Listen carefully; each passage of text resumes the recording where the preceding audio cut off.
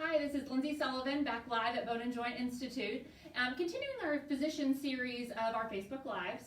And today I have Dr. Ian Byram with us, and we're going to be discussing total shoulder replacement. So, Dr. Byram, before we even get started, tell me a little bit about yourself and what's your specialty? So, name is Ian Byram. Joined the group. This is my 10th year of practice. I was a resident at Vanderbilt Medical Center and did my fellowship in shoulder and elbow surgery and sports medicine at Columbia University in New York. Okay.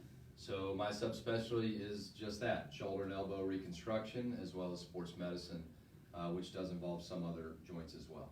Okay, and are you involved in research studies? I know at Bone and Joint Institute we are always on the cutting edge, technology, kind of the newest research. So tell me a little bit about your research.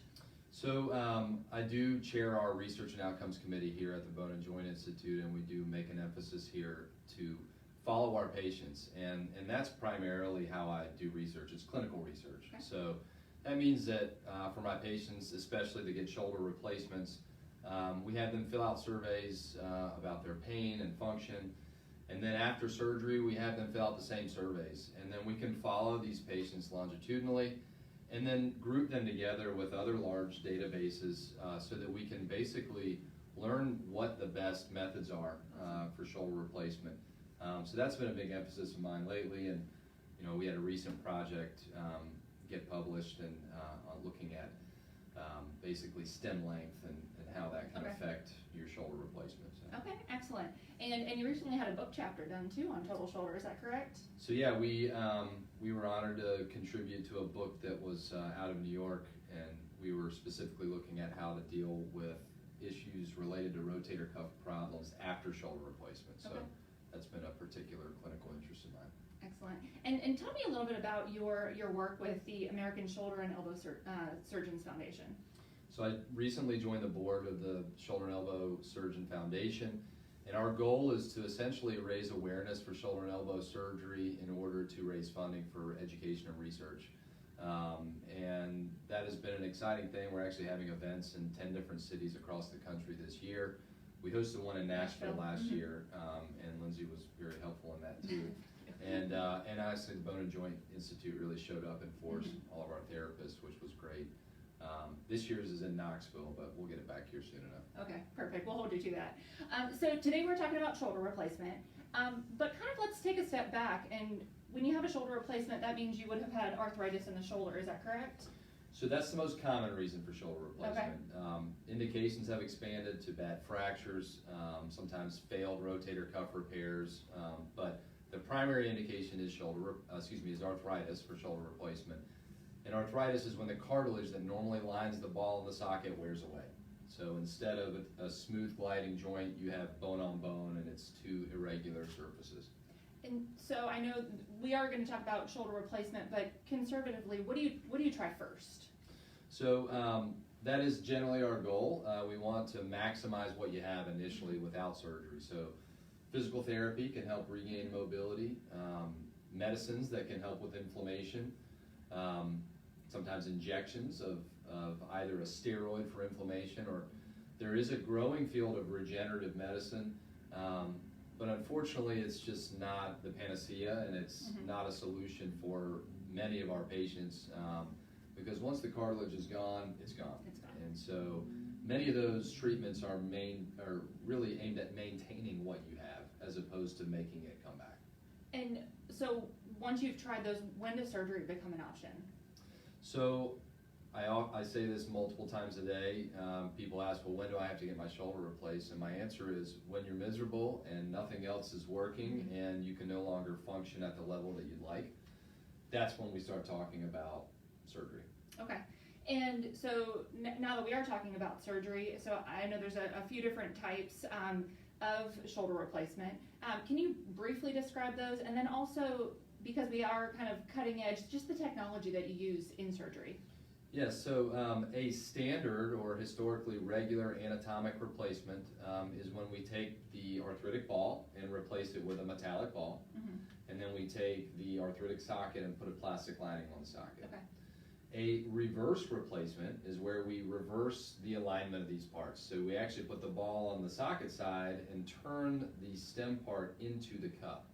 And what that does is it makes it more like a hip joint, a more stable structure. And that is good for people that either have a non-functional or failed rotator cuff, or perhaps significant bone loss or fracture. If you have standard wear and tear arthritis, we still primarily do the regular replacement. Okay. As far as technology, we now have so many more tools that help us diagnose these problems, and I will typically get a CAT scan of the shoulder prior to replacing it. What that does is it allows me to quantify the amount of bone loss, and there's now technology that allows us to put the implants in on my computer, spin the bone all around, make sure we're seeing it from every angle, and then in the operating room I can link my instruments to that CT scan. Okay. So we call that CT-Guided navigation. People ask if that's robotics. It is not a robot doing the procedure, it's actually your surgeon doing it, but we can do it with better precision because the instruments are then linked to your scan and a sterile iPad that's in the operating room. So it's actually pretty neat technology. So you can see what you're actually doing on a screen. Exactly. It's actually some technology that has been employed in other professions, or even surgeons. Skull-based surgery, they can see how close their drill bit is to the base of the brain, and so we can now employ that same technology in shoulder replacement. Awesome. And so after shoulder replacement, what does the recovery look like? When do you go to physical therapy? Can you explain just briefly about the recovery after total shoulder? Yes, so historically, everyone would stay overnight in the hospital. We are moving closer and closer to a high percentage of patients even being outpatient. But generally speaking, the day of or the next day, we have an occupational therapist work with you to show you how to get the sling off and on and kind of do things around your house. We wait on formal therapy for a week, and then we do it typically twice a week for about 3 months. You're in a sling for approximately 6 weeks, and again, these are all things that are a bit different depending on your surgery, but 6 weeks, and during that time, you're wearing it when you're up and about and at night, but you're taking it off for showering, therapy, and things of that nature. Excellent. And so recovery, you said you're in the sling for how long, and then just when do you kind of get back to normal? Normal, yeah. So sling for 6 weeks, and when you're weaning out of that, you're starting to use your arm for normal daily activities, combing your hair, brushing your teeth, things of that nature. By around 3 months is when you really start to ramp up the strengthening activity so that people can get back to their truly active, whether it be hobbies or work, usually in the 4 to 6 month range for things like golf or heavier type labor.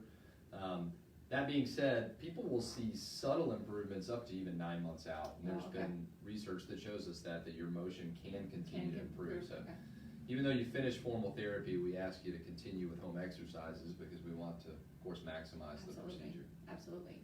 So Dr. Byram, I finished with this question with each of our Facebook Lives, but just tell me about the comprehensive care that Bone and Joint Institute offers, both here and in the community.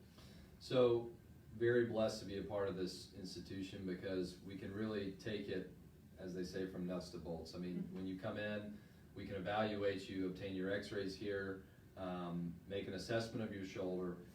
If you need a CAT scan, for example, if you failed to respond to the other treatment modalities that we've offered, we can get the scan in this building, then go over that together again in this building, and then after your surgery, which can also be in our surgery center here, because as I said, there's an increasing number of these that can be done as an outpatient.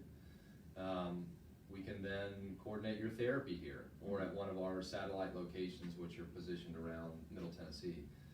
So to be able to have all those factors not only under one roof but under one system, it just allows our therapists to see your operative note. Everybody's on the same page. We all have had committees where we sit and look at our protocols.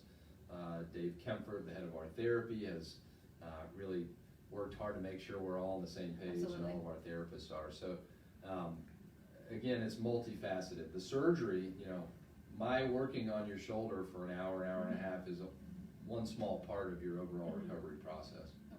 Well, awesome. Well, Dr. Byram, again, thank you for your time today on this snowy Tuesday. And again, this is just a part of our monthly Facebook Live series with our physicians. So if you have any questions for Dr. Byram or need to make an appointment, you can give us a call at 615-791-2630 or check out our website at boneandjointtn.org. Dr. Byram, thank you once again. We appreciate it. We'll see you next month. Thanks, Lindsay.